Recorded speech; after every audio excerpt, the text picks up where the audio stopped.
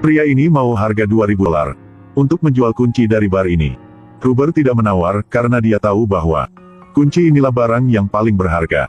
Dia mengambil sebuah peti kayu, lalu membuat sebuah celah yang kecil. Kemudian dia masukkan kunci ke dalam gembok. Ruber berharap bahwa pintu akan dibuka. Sebuah cahaya bersinar keluar. Adegan ini depan mengesankan Ruber. Lalu dia tiba-tiba menutup pintu, lalu dia menelpon ke bosnya bahwa inilah kunci yang benar. Lalu rekening penjual diterima $2.000. Setelah perdagangan berhasil. Tapi dia dihalangi di tengah jalan. Si bos ini merintah Ruber untuk menyerahkan kunci. Tapi Ruber bilang, kamu memimpi saja. Si bos ini pikir tidak bisa teruskan percakapan. Dia mengeluarkan sebuah pen dari bajunya. Lalu dia tersenyum dengan seram dan mendekat Ruber. Setelah 30 menit, polisi sudah ke tempat ini.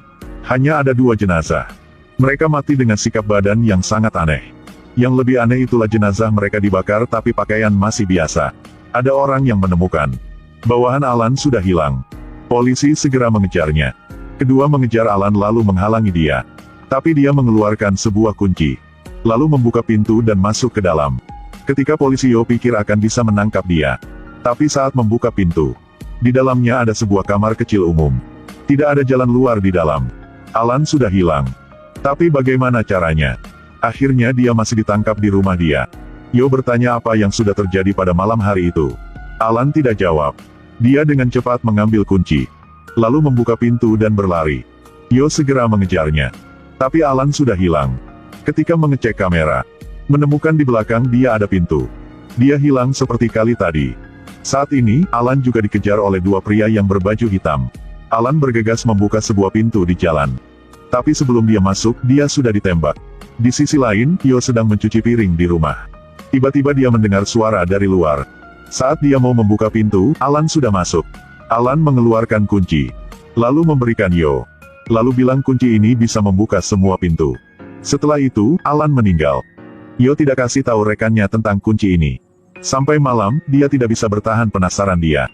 Dia membuka pintu di rumahnya. Di dalamnya ada pakaian. Lalu dia menutup pintu. Saat membuka lagi, dia ketakutan oleh adegan di depan dia. Yo melemparkan boneka ke dalam ruang. Anaknya Anna menutup pintu. Lalu menggunakan kunci ajaib ini untuk membuka lagi. Boneka sudah hilang. Penasaran Anna semakin naik. Anna pergi ke kamarnya lalu melemparkan semua batal, selimut. Lalu menutup pintu. Tapi saat Yo membuka lagi, barang-barang itu kembali ke posisi sebelumnya. Yo menyadari kebahayaan. Dia bilang sama anaknya bahwa harus menyembunyikan rahasia ini. Yang paling penting, jangan mengunci dirinya ke ruang itu. Pada hari itu, Yo memakai kunci ini. Membuka lemari pakaian. Dia mengejutkan. Di dalamnya sudah jadi hotel. Yo masuk dan melihat. Akhirnya, Yo tahu bahwa ini bukan ilusi. Tapi ternyata sedang malam hari, tapi di sini pagi hari. Yo tarik tirai jendela, menemukan di dalam ada sebuah hotel dan mobil. Yo sepertinya sedang pikir tentang suatu. Dia menutup pintu, dia pikir tentang pantai di Tama. Setelah membuka pintu, di depannya ada pantai. Dia keluar dan melihat secara teliti. Benar inilah pantai di Tama. Yo masih belum percaya. Dia kembali ruang. Di hatinya, dia pikir tentang tempat yang paling dia mau datang. Baru saja membuka pintu, sekelompok berandal muncul. Yo bergegas menutup pintu. Lalu membisik, bawaku pulang. Benar, Yo sudah kembali ke rumahnya. Yo tidak tahu harus senang atau sedih. Yo bercerita tentang hal ini kepada rekan Kari. Mereka di ruang dan menyelidiki penuh pagi hari. Menemukan bahwa di sini ada listrik dan air. Tapi tidak ada sinyal. Mereka berdua ke stadium baseball dengan senang. Lalu mereka ke Milan berkeliling. Lalu kembali ke kantor polisi. Setelah itu, seorang wanita, dia kakak Alan, datang dan mau mengambil barang peninggalan Alan. Tapi Yo menangkap wanita ini lalu bertanya siapa dia. Karena Alan tidak punya kakak. Tapi wanita ini bertanya balik Yo. Apakah kunci sedang dipegang Yo? Yo tidak bisa tenang. Yo menyuruh wanita ini membicarakan asal kunci ini. Wanita ini berpura-pura sedang pikir, lalu dia mengeluarkan pisau. Yo hanya melihat lalu sudah pingsan. Ketika Yo bangun lagi, wanita sudah hilang. Tampaknya benda ajaib seperti kunci ini tidak hanya satu. Wanita itu meninggalkan kantor polisi lalu menelpon. Untuk kabari bahwa kunci sedang di tempat Yo. Karena tidak bisa menyembunyikan rahasia lagi. Hari berikutnya, Yo membawa anak ke rumah sakit untuk memeriksa tahunan. Tapi di depan dia, adegan yang ajaib terjadi. Aku perwakilan bulan. Mau membunuh kamu. Yo tidak bisa percaya. Seorang yang sedang hidup sudah hilang secara pelan. Ketika Yo mau mendekat untuk bertanya pria ini. Lalu pria ini mengeluarkan sebuah kartu. Yo jatuh dari langit. Rasa ini sama sekali tidak nyaman. Yo berdiri lagi, memanggil pria di depan. Pria ini juga tidak memikirkan. Mereka sudah ke Spanyol yang jauhnya ribuan kilometer. Yo melihat sekitar, menemukan sebuah rumah di sebelahnya. Yo pergi ke depan pintu lalu masukkan kunci. Setelah itu, Yo membisik, bawaku kembali rumah sakit. Tapi saat itu, pria yang sedang berlari di koridor rumah sakit. Saat Yo berdiri di depan dia. Jangan.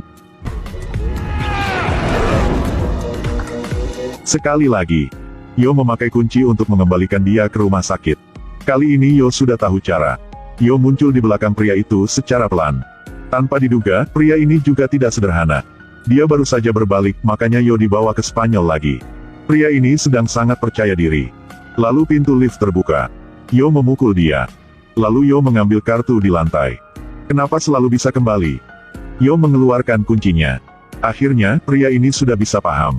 Ternyata, mereka sekelompok. Mereka pergi ke restoran. Pria ini membicarakan. Kunci ini dan kartu ini semua dari ruang itu. Apalagi, benda ajaib ini tidak hanya satu. Menurut legenda, Tuhan sudah meninggal di ruang itu. Badannya berubah menjadi benda-benda. Setiap benda berfungsi masing-masing.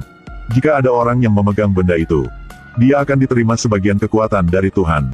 Jadi orang yang memegang benda ini, akan dikejar untuk dibunuh oleh orang lain. Yo merasa tidak tenang lagi. Yo kembali ke rumah sakit, dia menemukan anaknya Ana sudah diculik. Orang yang menculik Ana yaitu Howard, orang yang sedang pegang pen. Dia menyuruh Yo ke gudang. Lalu mengancam Yo untuk menyerahkan kunci. Yo hanya bisa menerima. Tanpa diduga, Howard mau membunuh Yo juga. Dalam kekacauan, Ana mengambil kunci lalu melarikan diri. Ana memakai kunci untuk membuka pintu lalu masuk ke dalam. Tapi Howard muncul di belakang dia. Ketika bertarung untuk mengambil kunci, dia sudah mendorong Ana ke ruang. Sampai saat dia membuka pintu lagi. Ana sudah hilang. Yo putus asa karena anaknya hilang, Yo segera menyerang Howard. Howard bergegas menjelaskan bahwa ada benda yang bisa mengembalikan Ana. Tapi dia belum sempat selesaikan kataan, bawahan dia sudah tiba. Yo segera mengambil kunci lalu masuk ke ruang. Melihat ruang yang kosong ini, Yo sangat menyesal. Karena dari awal dia tidak harus memegang kunci ini. Dia menyalahkan diri karena tidak bisa melindungi anak dia. Lalu Yo tenang lagi. Dia mengeluarkan dompet lalu melihat foto anaknya. Yo pasti bisa mencari anak dia. Yo menulis surat untuk anaknya. Lalu letakkan surat di meja. Lalu Yo mulai jalan menyelamatkan anak dia.